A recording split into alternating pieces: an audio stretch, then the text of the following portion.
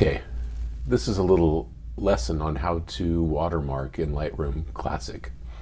Lightroom Classic has the ability to make watermarks, and so what I would suggest you do is, here's the lesson. So we're going to have you select 5 of your photos. You can just for the purpose of this lesson, just whatever, it doesn't matter. I just did this, so I have 5 photos here selected. I gave them 2 stars just to set them apart.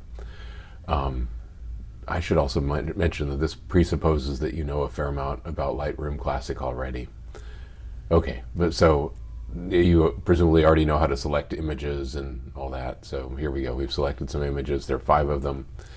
And here's the relevant bit here. We're going to go into File, Export, and in this case, we're going to do we're going to change the export location. So it's export to hard drive. There are other options, but we're going to do export to hard drive.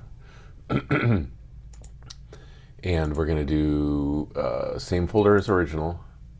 Put in a subfolder called Watermarked. And we are going to change any of these settings you want. The quality, I'm just going to leave it as it was when I started. In general, the idea of watermarking is for the web or other similar, for social media, et cetera, et cetera. So we're going to just go and resize to fit 2000 by 2000. That's about as big as I can imagine we'll ever need for that purpose. Sharpen for screen, sure, why not?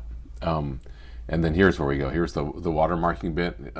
I've already got our website watermark on here, but we're just going to go here and go to Edit Watermarks.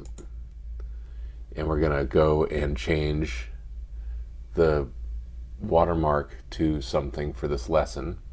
So first off, we are going to go and change the text, which is selected down here, and I'll just put like the copyright symbol here, Option G on a Mac.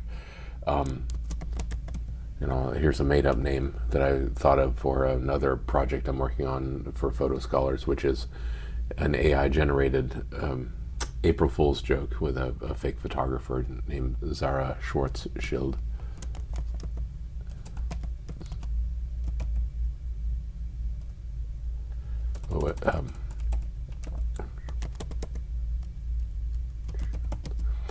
Okay, so you can see I have the copyright notice here anchored. It's anchored in the lower right hand side. You can choose where you'd want this to be.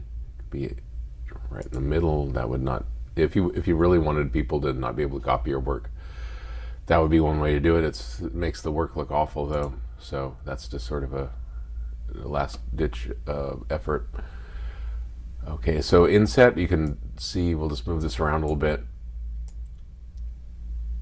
You can just season to taste basically, size proportional.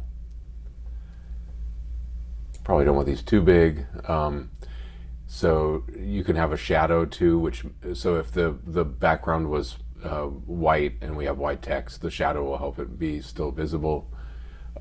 There's some miscellaneous fonts you can use, and but let's just say this is what we want. You just play around with these and just get the effect you're looking for. We'll hit save, and we're going to change this as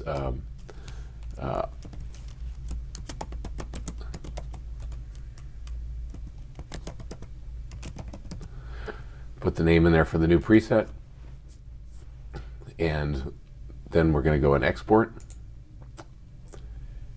And in a few seconds, when this is done, and it may take more than a few seconds just because I believe these images are in the cloud right now, so they'll have to be downloaded and then processed.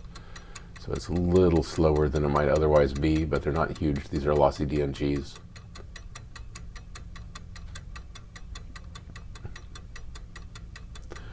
Okay, so I had the export set to open the file when it was done. So here we have, they're all small enough for the web, 200K-ish. And in preview, you can see they all have this watermark.